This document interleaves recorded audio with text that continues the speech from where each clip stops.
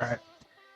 Hey everyone, welcome to the last event relevant in 2022. Thank you all for coming today online, given the circumstances. And my name is Abel Condor. I'm a third year student at U of T and I study pharmacology, and I'm going to be your MC for today's event. So just before we dive into the rest of the event, I wanted to go over some quick ground rules. So first, if you have any concerns or issues, please do reach out. We are more than happy to help accommodate you here today, and we also want you to really enjoy this event. And the next is feel free to ask any challenging or uncomfortable questions. We are more than happy to hear them and work with them. All I ask is that everyone please just be a little respectful when doing so, and that's it. Really excited for today's event, as today we have the pleasure to learn more about God and sexuality and why God cares about who we sleep with. And I'm more excited to get to learn more about this topic with the rest of you. And just as I'm grateful to all of you for coming here today and all the organizers with this event, I'm also grateful for all the First Nations people who have allowed us to use the land in which we are on, and all those who were here much before us. As Christian organizers of this event, we believe all land and all peoples were created by God. We want to acknowledge that the land at which U of T lies is the traditional territory of the Wendat, Anishinaabeg Nation, and the Haudenosaunee Confederacy, the Mississaugas of the New Credit First Nations, and the Métis Nation. We thank these First Nations people who continue to live on these lands and care for them, and whose relationship to these lands existed long before the founding of Canada. We are grateful to be able to live, learn, and play on these lands. So now, just as a quick overview for the event of the main event tonight, we are going to be working with Sam Albury. He will be our guest speaker tonight and provide us insight, and hopefully we can all learn something that we can take with us. Then after Sam speaks, everyone will have the opportunity to fill out a follow-up form, as we would love to get to know more about you and connect with you and see how you find everything. We will then be having an audience Q&A session where everyone can ask your questions, and Sam would have the pleasure to address all of those questions and concerns. So the way the questions are going to be posed is through slido.com. The first step, so I'm just going to give you guys the rundown of how to access this. So the first step is to type in slido.com, and then it'll ask you for a code. The code will be relevant. Then that's it. You can type and send in your questions there, and you can upvote the question that they want answered. So basically, I'm going to receive all the questions, and I can pose all these questions to Sam on your behalf. And if anyone needs to verify on these steps, it'll be in the chat. So before we get into the main event, I have the honor to tell you all a little bit about Sam. Sam is a pastor who has the pleasure to speak around the world, spreading God's love and providing insight on topics, especially around sexuality. He is also an author and has written, "Why Does God Care About Who I Sleep With?" and "What Does God Have to Say About Our Bodies?" Currently, he is in the process of moving to the US to join staff at the Emmanuel Church in Nashville, and is the co-host of a podcast, You're Not Crazy, Gospel Sanity for Youth Pastors. Without further ado, Sam, take it away. Looking forward to your message. Thank you all so much for being here. Thank you for letting me spend this time with you, for being willing to listen to me and to ask questions about this topic, which is, why does God care who I sleep with? It's a compelling question. I think for many of us, as we look around the world today, there is no shortage of weighty, difficult things that are going on around us. We see issues of injustice. We see issues of military tensions. We see issues to do with our climate. We see issues of poverty. We continue to have issues related to the pandemic as well. So you would think that God, if he is there, has enough things on his plate to worry about without being focused on what we do in the privacy of our own bedrooms. So why would God bother with who we sleep with? Surely he's got better things to be worried about. So it's a compelling question. It's also a very sensitive question. All of us have a story when it comes to our sexuality. This is something that is part of every one of our lives. God has created us as sexual beings. That's part of what Christians believe. And this is going to be sensitive ground for a large number of us because, as I said, all of us have a story. And for many of us, that story is a painful one. It may involve hurt. It may involve vulnerability. Some of us may feel damaged in this part of our lives. Some of us may be conscious of how perhaps we've been damaging to others. And so for the vast majority of us, I am sure this is a sensitive area for us to be thinking about. And therefore, it's highly personal. No two people's story will be the same, and it varies from person to person. It's always, when I get to speak on these things and meet people in the flesh, it's always a privilege to hear someone's story, to find out where they've come from and a bit about their kind of past in this. I'm sure, like many people at U of T, for me, the only real romantic and sexual feelings I've had have been towards people of the same sex as me. It took me a very long time to realize that. As a young teenager, I remember sort of having various feelings for a couple of my friends, but it took me a long time to figure out what those feelings were and what those feelings actually meant. When I was about 14 or 15, my best friend at high school at the time started dating a girl as his first ever girlfriend. And I remember very vividly him sharing with the rest of us on a Monday morning that he had just got together with this girl over the weekend. And I remember everybody else being really excited for him and congratulating him and sort of cheering him on. And I remember feeling crushed inside. And I had no idea why. I hadn't consciously thought of my friend in a romantic way or even in a sexual way. But something about him now being so intimate with somebody else left me feeling very vulnerable, very threatened. And looking back on it, I can see that I was beginning to form quite a deep emotional attachment to him. And as the next couple of years went on, I began to realize I wasn't having the same feelings for girls that many of my friends were experiencing. I was at an all-boys high school, and so the only two things we ever really talked about were sports and girls. I'm not very good at sports, couldn't throw a ball if you paid me money to. And I began to realize I wasn't very good at talking about girls either, because I didn't seem to be experiencing the same feelings that my friends were experiencing. And so one of the moments I would dread as a sort of 15, 16, 17-year-old was when the topic of conversation was, who do you like? Who are you after? Who are you wanting to pursue romantically? And everyone had an answer to that except for me. And when the question would come around to me, I would either panic and change the subject, or if I got really desperate, I'd just try and make up a name of someone. Someone would say, who do you like, Sam? Is there someone that you want to ask out? And I would immediately panic and think to myself, quick, think of a girl's name, just say any girl's name, any name will do. And the first name that would pop into my head, I would just say, Denise. Yeah, there's a girl called Denise. I quite like Denise. And sometimes that would be enough, but more often than not, people would then ask follow-up questions like, oh, who is she? Do we know her? And at that point, I'd have to sort of try and improvise some reason why this girl I'd made up wasn't going to be someone they would be meeting in the near future. I'd talk about how she wasn't from this area. Maybe she was, she lived in Scandinavia, moved there as a kid. I don't know. I'd have to try and get out of it. It was a kind of stressful period of life to be in. I should add that I was a teenager in the early and mid 90s, and it was a very different world then. The categories we're now so familiar with of different kinds of sexual identity weren't on the table in quite the same way. And so there wasn't obvious terminology and there weren't obvious categories for me to reach to try and explain the things that I was feeling. I didn't really have anything to go on. And so it took me a lot longer than I'm guessing it would take today to realize quite what was happening. When I was 17, I was on my way home from school one day and was waiting for the bus, and don't know why this was where my brain was at while I was waiting for that bus. But as I stood there at the side of the road, I just remember thinking to myself, I think I'm gay.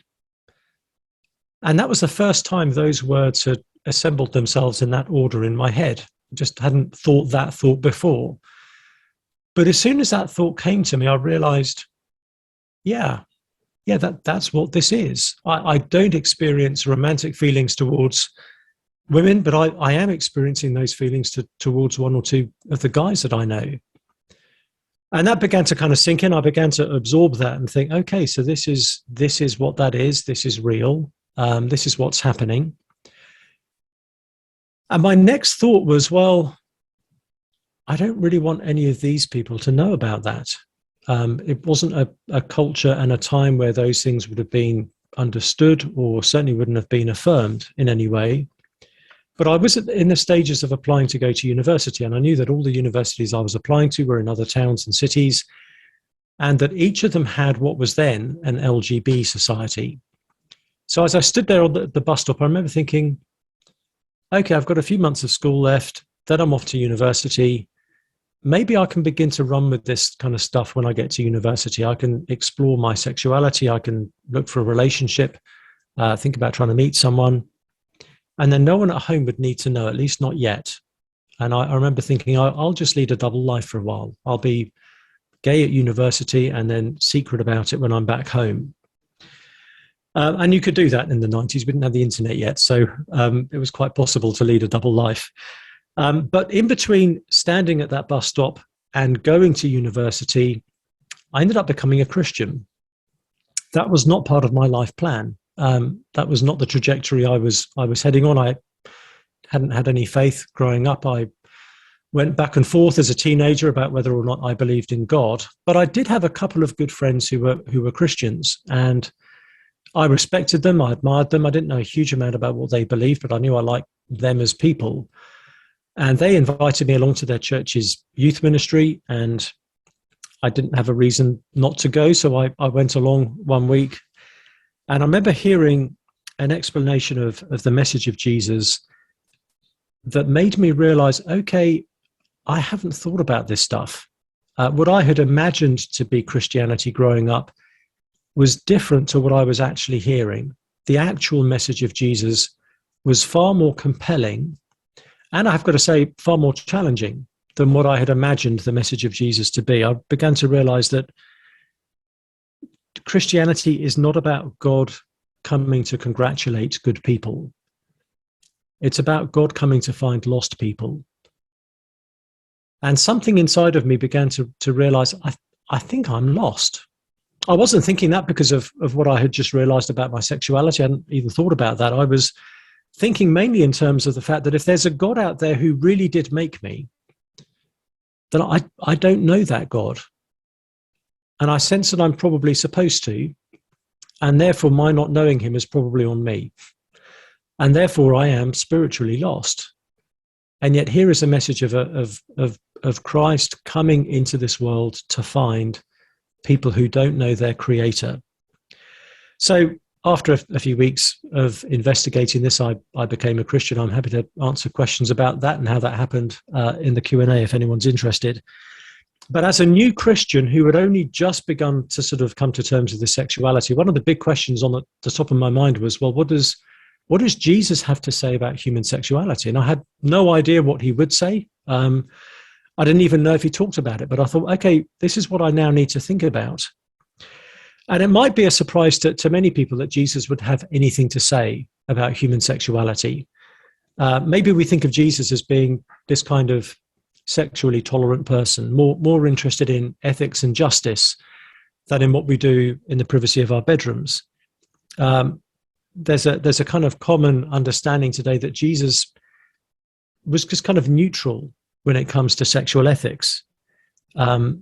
Some people would say, well, you know, there's parts of the Old Testament that are pretty much medieval in their sexual ethics, and there's Paul in the New Testament, and sometimes he was a bit cranky about some of these things. But Jesus, well, he was kind of more embracing, more affirming, more kind of tolerant, as we would understand that. But the fact is, Jesus did have very significant things to say about sexuality.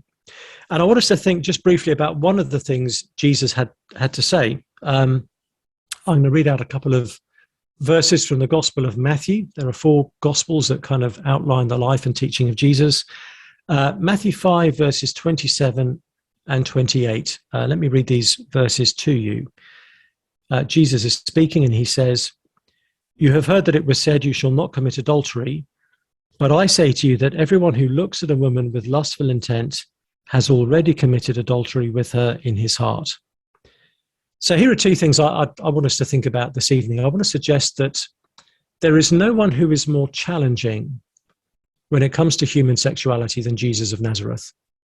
That's the first thing I want to try and commend to you. The second thing is that there's no one who's more dignifying when it comes to human sexuality than Jesus of Nazareth. So I'm going to see if I can persuade you of those two things, or at least give you a chance to think about those two things.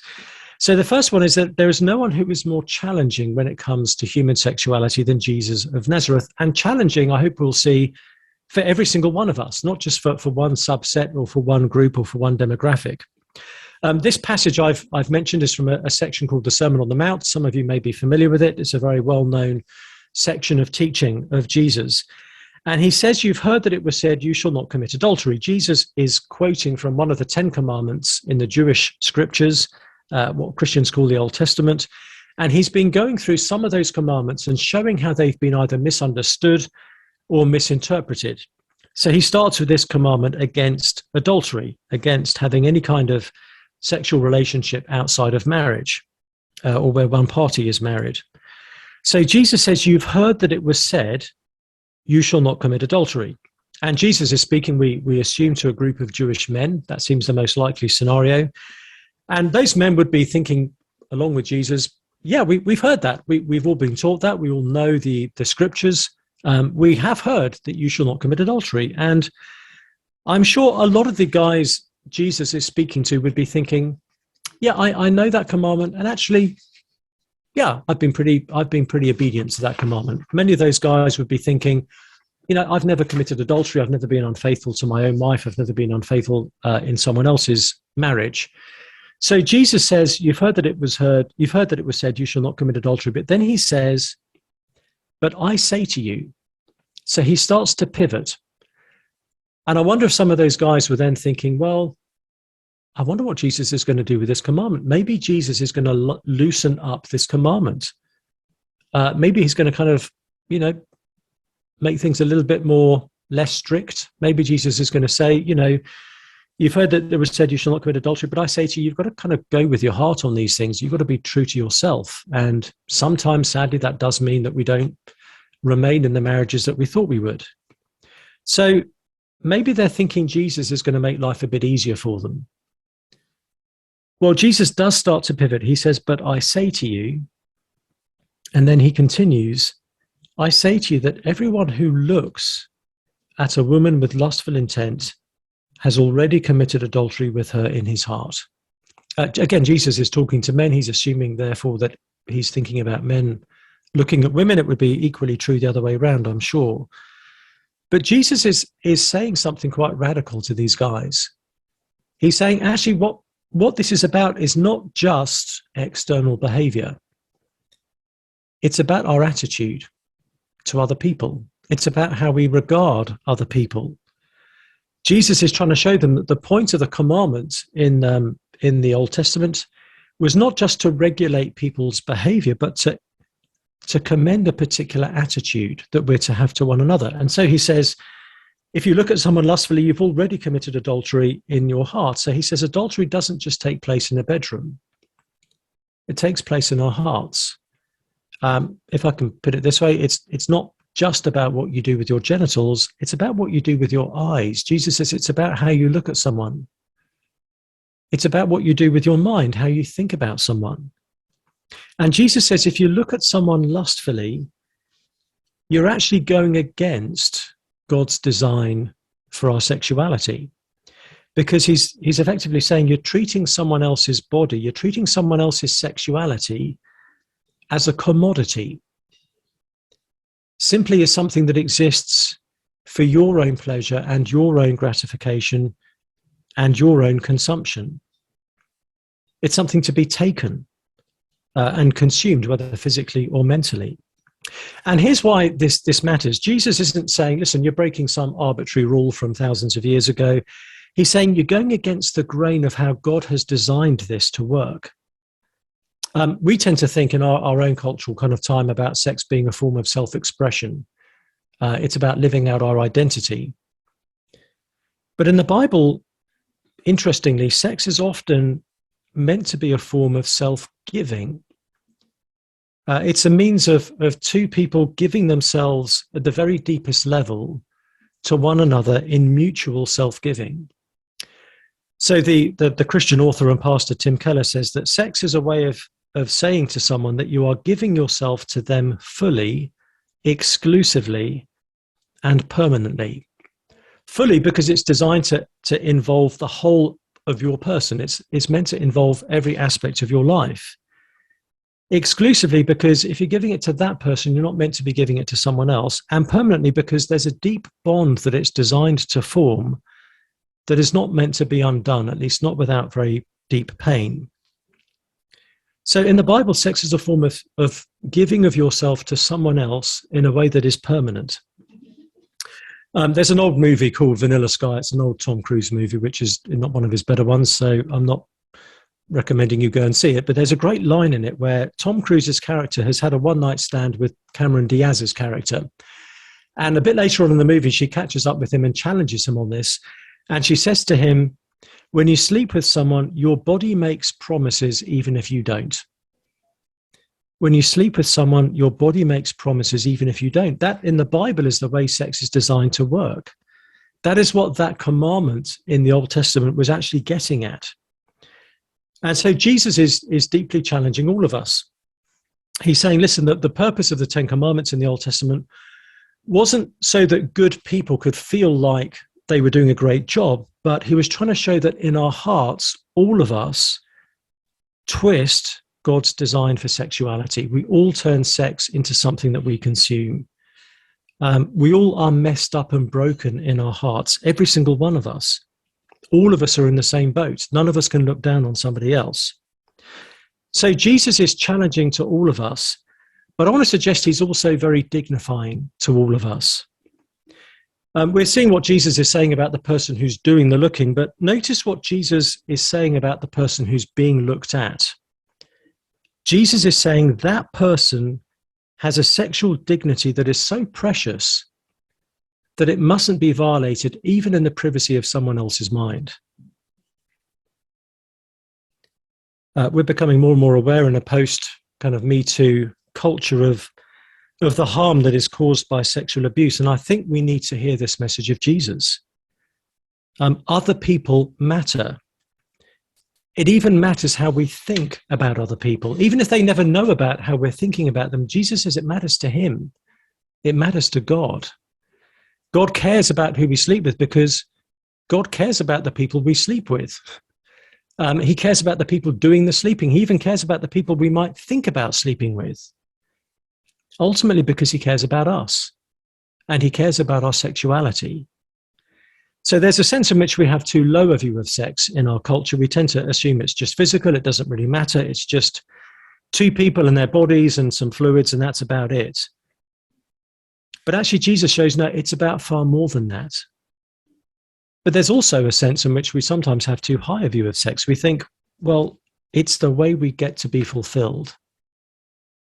And so we tend to think today, you can't really lead a full life unless you find romantic and sexual fulfillment. But Jesus says that's not right either. So let me close by saying that Jesus didn't just, when he came to this world, he didn't just call himself the Christ, the Messiah, the Son of God, the Redeemer. He called himself the bridegroom. He claimed that he would be the one who could fulfill the deepest longings of our hearts. He's actually saying that our longings for sexual completion and sexual fullness are a picture of a more intense longing within us, a picture of a deeper union that we're made for, a picture of a greater consummation, a greater bliss that can only be found in knowing the God who made us. That is who Jesus claims to be. He claims to be the bridegroom, the one who can ultimately satisfy us at our very deepest level. So Jesus is challenging to all of us. No one is off the hook. Jesus says we're all in the same boat. But he's also very dignifying. He says our sexuality really does matter to God, not least because it's ultimately designed to point to the one who can fulfill all of our needs, all of our wants, all of our desires, all of our longings. So those are some thoughts. I hope they provoke some thought on your part. I'm looking forward to hearing some of the questions. Thanks for listening along. Thank you, Sam. It really means a lot for the message. I really appreciated it. I actually have a friend who had gone through somewhat similar circumstances. And even I myself, I really resonate with the feeling of being lost. And it hit me hard when you said about how God challenges us about how we view others, so and how he dignifies us even more so. So it really does mean a lot. My pleasure. So just before we get into the Q&A session, there is a quick follow-up form in the chat. We want you to give us some feedback. We would love to stay connected and to let us know your thoughts. And right now I will go through the follow-up form quickly so everyone is familiar with it. And then that way we can get your feedback, and then we'll go into the Q&A.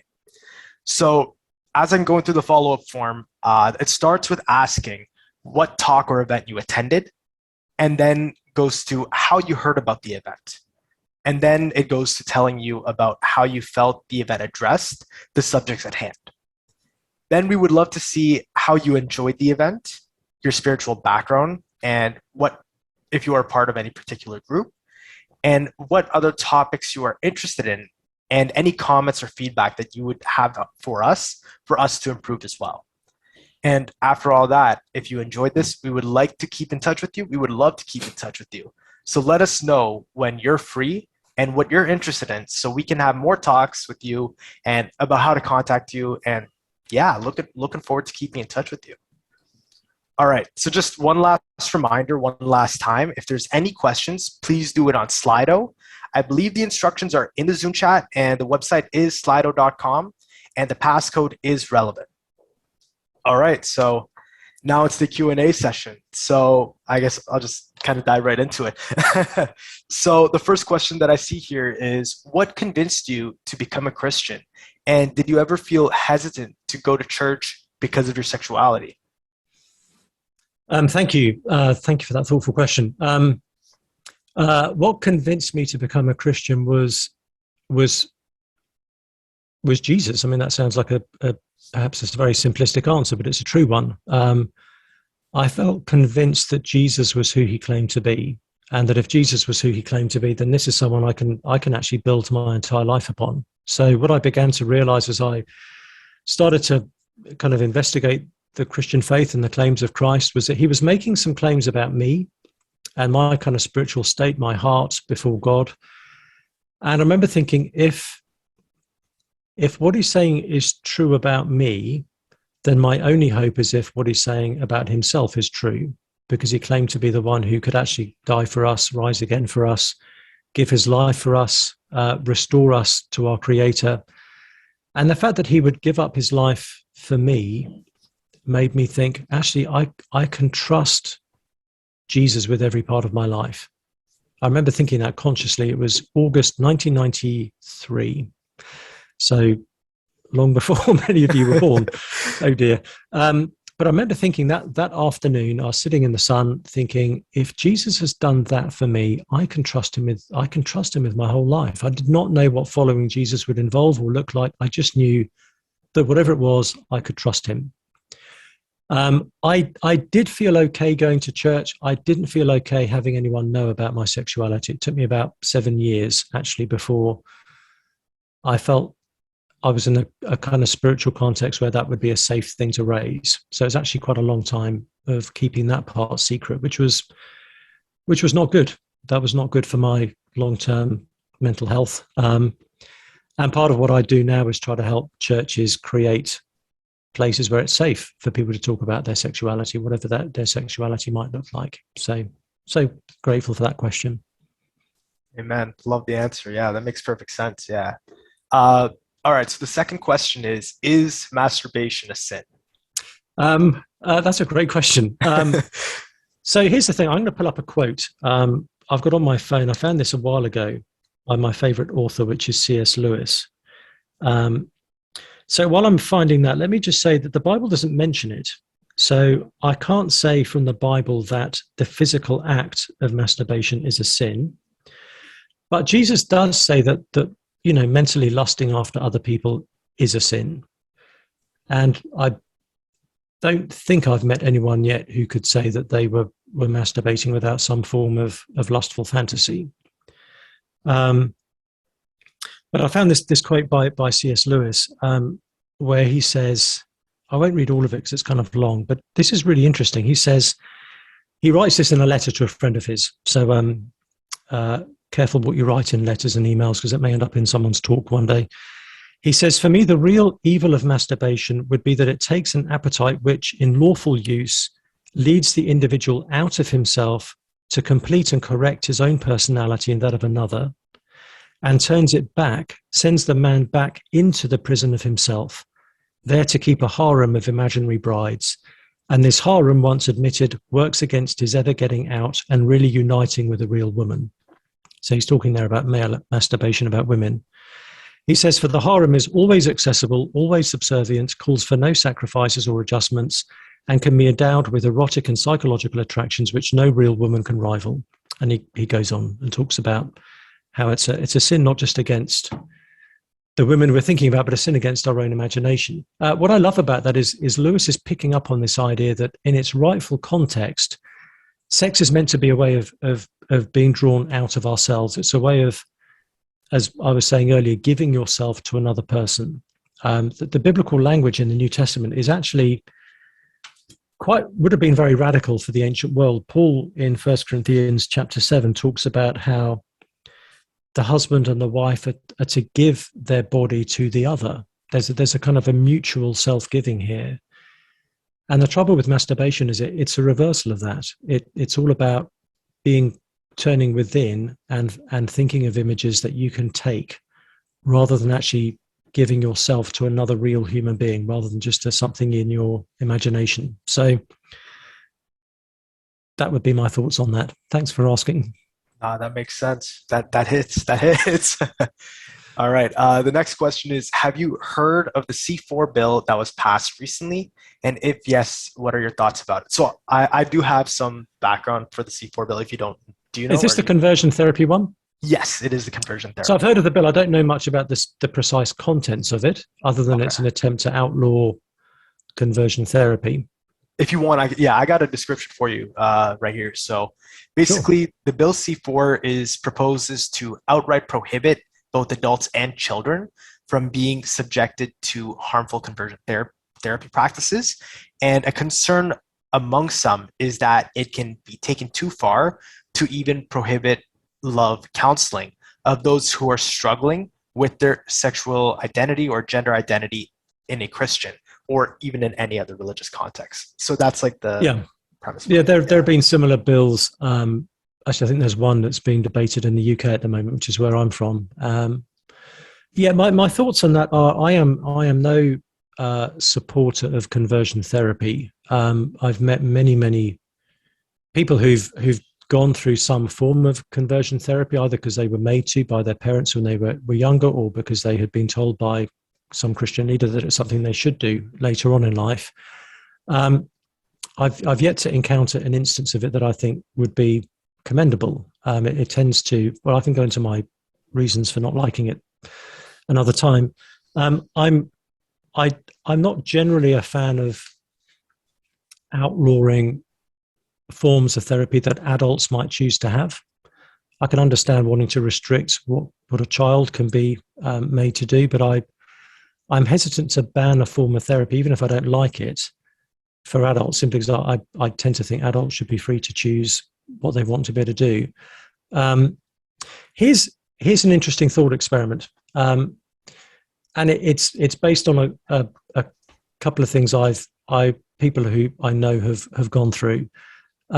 Imagine, for the sake of argument, there's a young woman who's grown up in an abusive household where she was abused by her father, and she's reaching adulthood with no desire to ever have to trust a man. Does not want to be intimate with a man, doesn't naturally find herself attracted to women, but wants to be, because she doesn't want to have to ever be intimate with a man. And so she is thinking, is there something I can do, or something that can help me develop attractions to other women?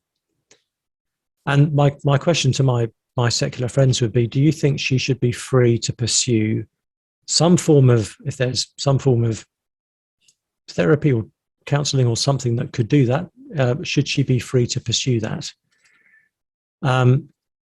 Because such a law, if it's designed to stop anyone from ever wanting to modify or change their sexual feelings, could actually be preventing her as well. So I throw that as a thought experiment, because I think these laws may be intended with one particular context in mind, but can often actually, be that it can cut in multiple directions at once. So I'm concerned about laws that are too vaguely or clumsily written. I don't want to, if a Christian in my church says, I'd like you to pray because I'm experiencing sexual feelings that I'm not comfortable with, can you pray that I'd be able to resist them? I don't think that should be illegal, but with the way some of these bills are drafted, it could be, which again makes me very hesitant against this kind of legislation. I think it's often a very, very blunt and clumsy tool. So I tend to offend everyone. So people on the right don't like the fact that I don't support conversion therapy, and people on the left don't tend to like that I don't necessarily think it should be banned for adults. That's fair. That makes sense.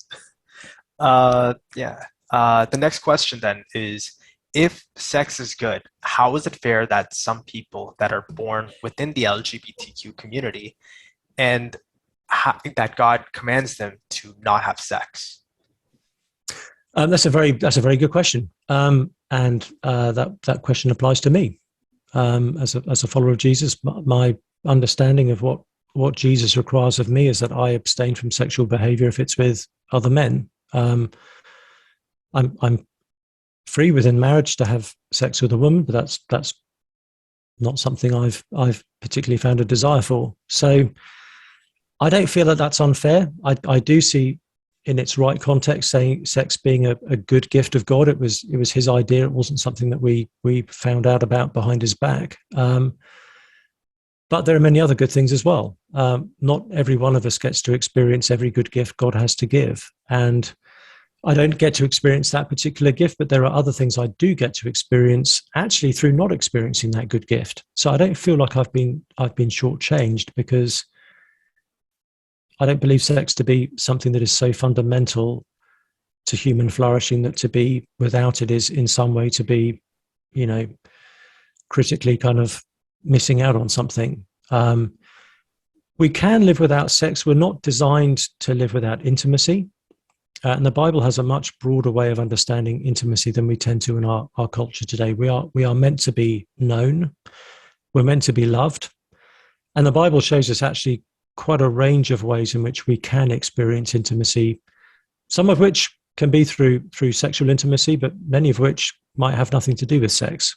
So I would feel hard done by if I was being prevented from having deep, rich, and meaningful human relationships. But I'm not being prevented from that at all. Actually, the fact that I'm single means that there can be a breadth of deep friendships that I can experience that I might not be able to experience if I was married. So the fact that sex is good doesn't mean that everyone needs to, that it would be unfair if not everyone gets to experience it. It's good. It's just not that good. It's not essential. So I hope that helps a bit. That may prompt a few other questions. That makes sense. Yeah. All right. So the next question then is, if God loves everyone, why is Christian culture so toxic towards the LGBTQ community? Yeah. Yeah. Well, and thank you for recognizing two very true things. One, that God is love, wonderfully so. The second being that church culture has not always been very good at reflecting that love to LGBT people. I think there have been, and still are, instances of a lack of love, instances of hypocrisy, instances of demonizing gay people. I still see that in many parts of the church today, sadly. But I can't blame that on the message of Jesus, because he is the one saying, actually, all of us are in the same boat here. So it's a failure on the part of those Christians to actually be expressing their Christianity in a way that has integrity. Because as I understand what Jesus says in that passage I was looking at earlier in Matthew chapter 5, if we truly understand what Jesus is saying, none of us is in a position to look down on someone else when it comes to sexuality.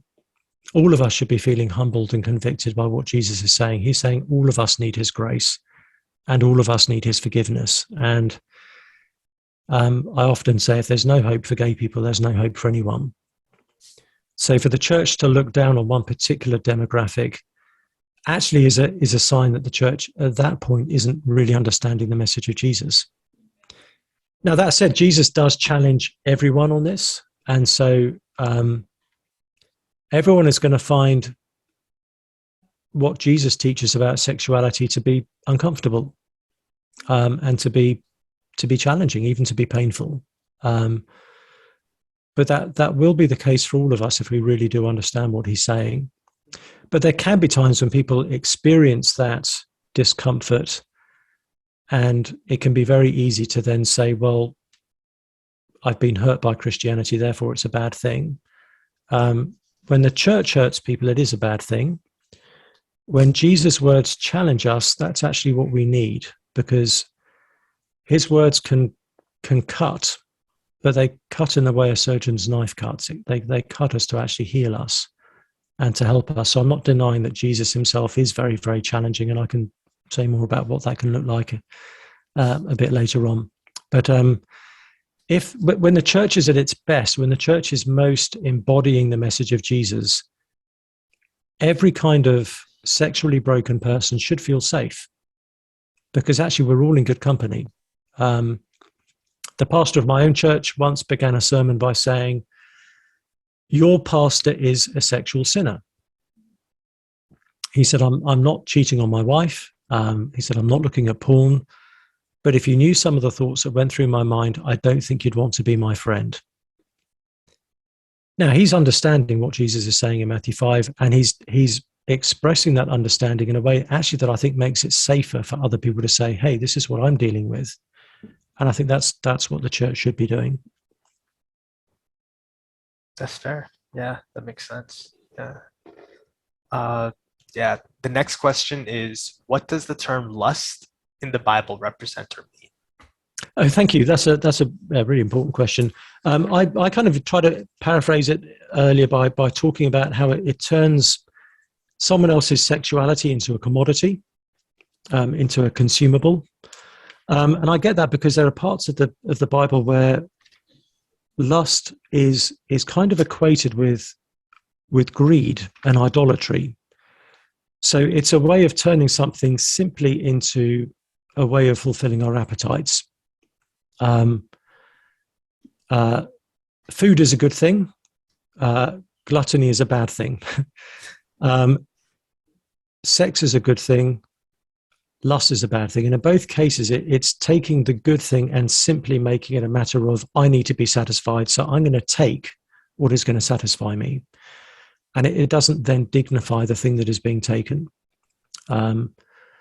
So lust really is doing that. It's trying to turn someone else's sexuality into something that exists to satisfy my longings and my needs.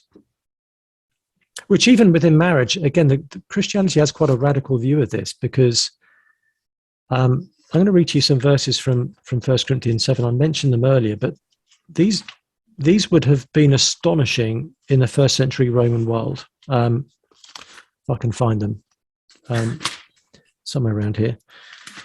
Some books of the Bible move around when you're not looking. Here we go, 1 Corinthians chapter 7. Now listen to this. Paul says, the wife does not have authority over her own body, but the husband does. Now, I can tell you from studying Roman ethics, every single Roman male listening to Paul say that would be going, yep, amen, loving Christianity so far, Paul, preach it, this is wonderful stuff. But Paul then immediately says, likewise, the husband does not have authority over his own body, but the wife does. At which point the Roman men would be going, whoa, hang on a sec. No, that's not right.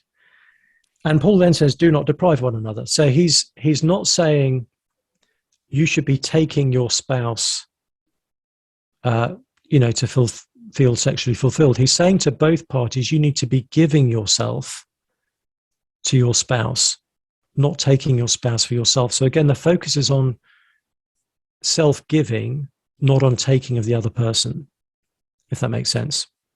And there's a mutuality to that and a consensuality to that that was actually revolutionary and groundbreaking in the first century Christian world. One professor of classics, Kyle Harper, said basically that Christianity invented consent.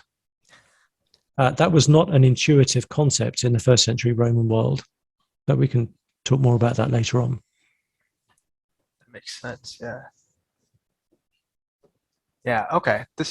The next question then is, what relationship should we keep with our partner before we are getting married? And can we sleep together without sex, or should we avoid skinship?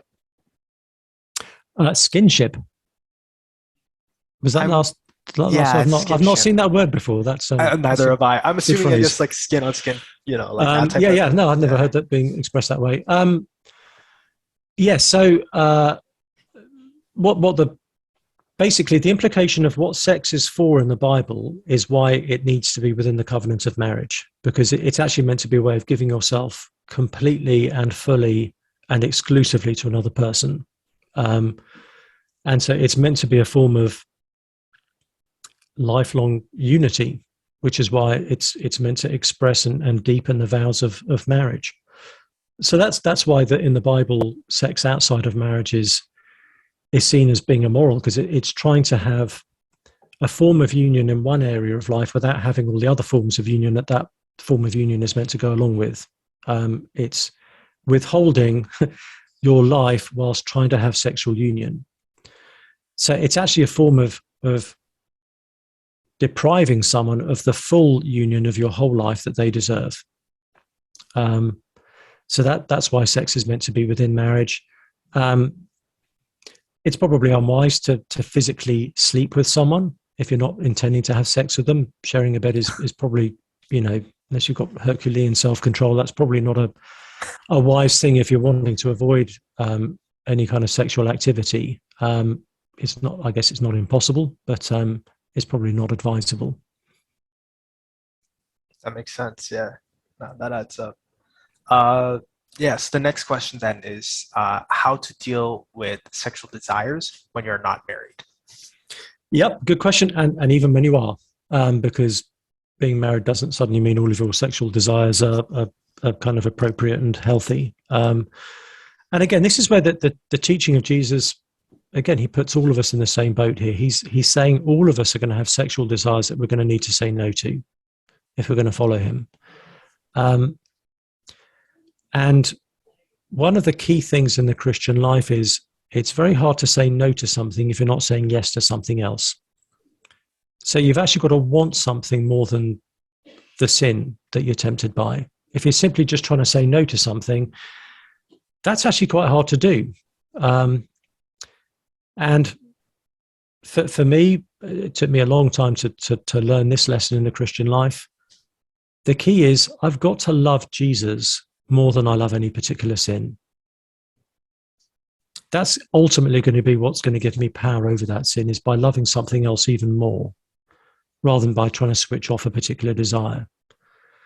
So when it comes to sexual desire, I'm thinking, okay, what are the good things Jesus is inviting me into as I say no to this particular desire? So in my case, it might be a desire for a boyfriend.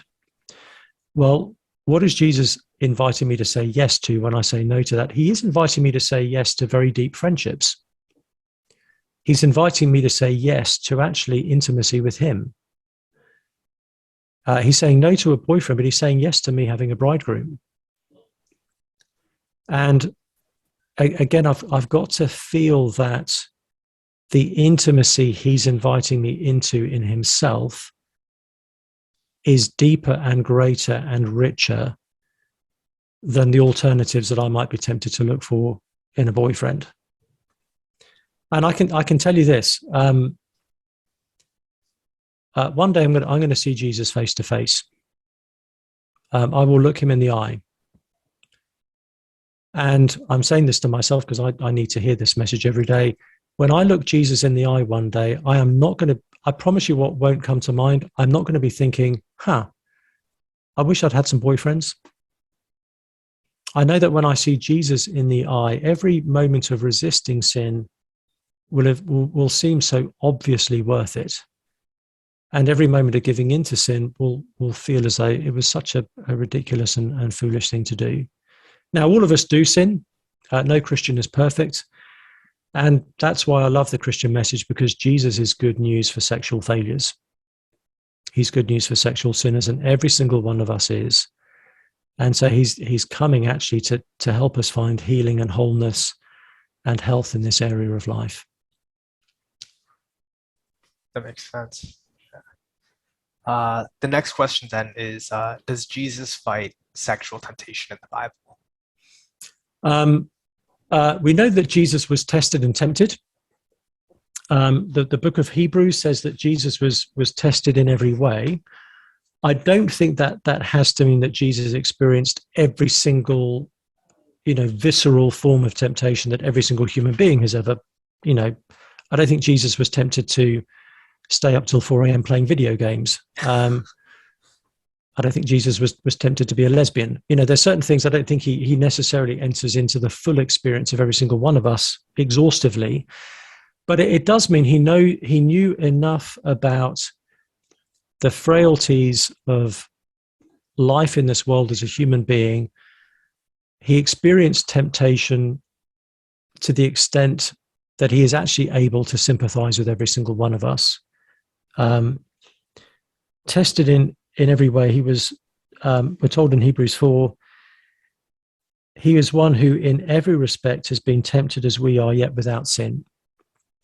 So his temptation was sufficiently comprehensive that there's no experience of temptation he can't relate to at some level, but that doesn't mean he's, literally felt every single desire every single one of us has ever felt. What that meant in terms of his experience of sexuality, I can't say for sure. There's not much that's said about that in the Bible. We know that Jesus was a man. He would have had some kind of sexual energy.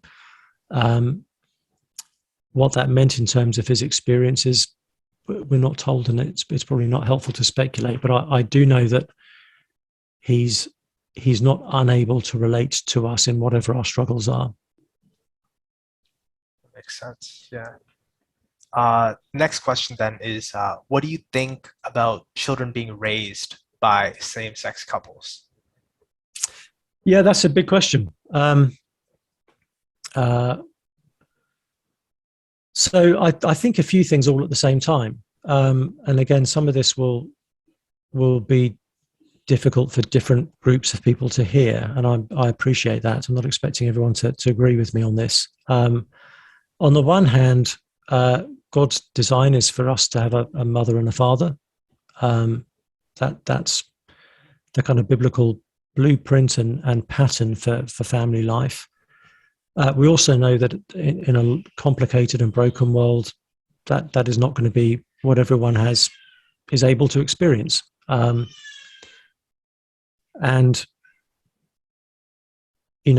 I would rather, if it was possible for every child to have a mother and a father, then that would be great. That would fix everything. But in a world where that's not going to be possible, I would rather a child be in a loving home than be forever in a foster system or orphanage or something like that. And so one of the things we have to think through in a broken world is what is the least worst way forward, even if it's not the best way forward. I don't think same-sex parenting is the best for a child, but it may be better than a child not being adopted by anybody. That makes sense. I've probably offended people both on the right and on the left again, but that's life. The best answers always do, honestly. The best answers always do, yeah. Okay, so just a heads up, we only have 10 minutes left for the Q&A. I'm just kind of waiting out for questions, if there's any more last-minute questions to pop up. But yeah, just a heads up to everyone, 10 minutes left, and yeah. If we're waiting for a question, I'll say a bit more about the previous one. I've got two. There are two gay couples that I know well. One has adopted, the other is hoping to. So again, it's not something it's just entirely abstract. And I know both couples well enough to know that they would be providing a loving home. And in fact, the couple that did adopt, two men, they were actually able to say, we recognize this child ideally would have male and female input into its life. And so we actually want to make sure that there are strong female role models around the child that they can draw upon and learn from, which I thought was commendable of them to say that. So for what that's worth. That makes sense. Yeah. It's nice to hear other people's stories with that as well. Yeah. Yeah. Yeah, we actually just got another question. So perfect. So how does God redeem sexual sin? Why is sexual sin treated differently than other sins in the church? How does God redeem? Well, God is just really good at taking mess that we make and bringing good out of it. We see that even in how Jesus, his own family background. If you look at Jesus' family tree, it's full of sexual sin. In fact, Jesus' family line wouldn't be what it is were it not for various forms of sexual sin. So God is great at bringing amazingly good things out of mess that we make. And so whatever sexual sin we might get ourselves into, we're not beyond God's love. We're not beyond his forgiveness. We may still have to live with difficult consequences of sexual sin. I was talking to a friend of mine just recently who had messed around a lot as a younger man over sort of 15 years ago. And he was at a stage recently where there was a significant chance he might discover he had a child he knew nothing about from that period. As it turns out, that wasn't the case, but he was thinking, gosh, I might be about to discover that there's a 15-year-old out there that I'm the father of, and I had no idea. So sometimes there are consequences that are ongoing that we have to reckon with, and those things don't just instantly vanish the moment we become Christian. We have to reckon with those consequences, and we have to deal with them as Christians and take responsibility for them. But no sexual sin puts us beyond the hope of God's love and God's help. We look at some of the kind of people in the Bible who we think are, were spiritual people like David in the Old Testament, and you look at some of the stuff they got up to and you think, those guys got into some serious sexual sin, and yet we're still able to find the love of God and the forgiveness of God and to find their lives redeemed by him. Why does the church treat this differently? Sometimes because that's the church getting things wrong. We're not always as consistent as we should be. There are some ways in which sexual sin is different. It can affect us differently to other sins. It can have consequences that are more serious than other sins. But again, if we really understand the gospel of Jesus, then we shouldn't be singling out certain sins and making people feel more ashamed of those sins than any of us should be feeling about any of our sins.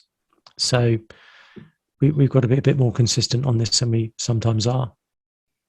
So the next question then is, as someone single, how do you abstain from any sexual activity without any unhealthy repressing? So I think culturally we tend to think that saying no to sexual desires is unhealthy. There are certain desires it's really healthy to say no to, and all of us recognize that. Okay, even the most kind of secular person out there will recognize certain sexual desires should not be said yes to. So I don't feel like there's any unhealthy repressing going on in me. And again, that's because the message of Jesus to me is not simply, hey, can you say no to a bunch of stuff? The message of Jesus is, hey, if you say no to these things, this is what you're actually saying yes to and what you're getting invited into.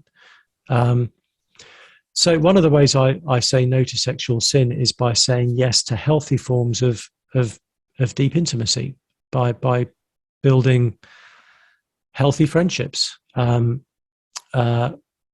if I have healthy intimacy, that helps me not to crave unhealthy intimacy. And similarly, I when there are times I can feel sexual frustration or sexual longings, part of what I do with that is to think, actually, what I'm most needing and waiting for in life, that this is a picture of, is the bridegroom. These frustrations are but a picture of the deeper restlessness that all of us have, the deeper sense of being incomplete that all of us have, that only Jesus is actually going to be the answer to. Sex in the Bible is never ultimately about sex. It's about God. We're designed to be one with him. And this sense of needing to be completed physically by somebody else speaks to that greater desire. And so the more we can attend to our relationship with Christ, the more that will help as well. Doesn't mean I get it right all the time. I don't. But that's what I'm trying to do. That makes sense, though, yeah. To have some place to start at for solutions, yeah. The next question then is, how can we live out this message in a culture that is saturated and by normalizes pornography? Yeah, porn is a massive issue, and it's a really destructive thing. It doesn't feel like that. It doesn't seem like that initially. It just feels like, well, this is a way of experiencing some sexual release. But I'm far from an expert on this. There are lots of places to get good information on this. It does crazy stuff to your brain. It actually rewires your brain. So you're actually establishing thought patterns in your mind that will lead you to more and more extreme forms of pornography if you keep pulling on that particular thread. It's a justice issue. There is a significant possibility that what you are seeing on the other side of the screen is not consensual. And the single biggest driver of human trafficking is the porn industry. So if you're willing to put a red cross on your hand to say no to human trafficking, stop watching porn today. Otherwise, you're just being a hypocrite. And if it's something you're feeling an addiction to, and that's going to be an issue trying to stop, there's help for that. There will be organizations, ministries, support groups that will help. That's a real thing. Sexual addiction is a real thing, because in its right context, sex is meant to be addictive. And so we can well imagine how the sort of misuse of sex is going to be powerfully addictive as well. Something I often advise younger people to do if they're trying to get out of porn addiction is to get involved in organizations that fight human trafficking and actually make themselves aware of the human cost. That can help to sort of be a powerful motivator to not go down that route. That makes sense. Yeah, it's another good way to start looking at that and stop that. Yeah. So I guess we have 2 minutes right before the Q&A is fully done. So I think we have maybe time for maybe one last question then, right? Sure. So the last question then is, how do I deal with the guilt of having gone too far in my sexuality and stuff? Thank you so much to that person for asking that question. You are not alone. Jesus says in Matthew 5, all of us already have gone too far in our hearts. So we're all in this together. And if Jesus is not good news for you, he's not good news for any of us. And he's come into this world. Yes, he challenges us on these issues precisely because he's come to be good news for sexual sinners and sexual failures. And I promise you, there's more grace and forgiveness and mercy and healing in Jesus than there is sin in you. He's too good at this. Your sexual sin, however serious and however complicated, is not going to be the one that's too much for Jesus to handle. So come to him. He says, come to me, all you who are heavy laden and weary, and I will give you rest. Yeah. Amen to that. Yeah. All right. Well, I think that's it for the questions then. We'll call it a wrap. Hope everyone had the chance to have their questions all answered. And if not, please feel free to reach out otherwise, and hopefully we can get back to you. Sam, thank you for being willing to speak at this event, share the message, and be open to answering all these questions. Well, thanks guys for listening to me. You didn't have to do that. So thanks for having me. Yeah, and thank you to everyone who asked those questions. You guys have some really good questions. Like, damn, those were hard work. Those are some really good questions. Yeah, thank you to everyone who played a role in this. Thank you. So yeah, I guess we'll get right to the next part then, right? So for those of you who really enjoyed today's message, or are looking for more of a discussion-based interaction, well then Alpha is the place for you. Alpha is an interactive series which engages people in conversations about the Christian faith. It is a series of sessions focused on questions of life, faith, and meaning. Each session includes time to connect, watch and talk on a video, and share your thoughts and any questions that you may have. And we would love to have you there. We are meeting online starting the 25th of January. And if you are interested or would like to receive more information about it, please fill out the follow-up form in the chat. We'd love to see it. And yeah, we have a video to show you guys about it now.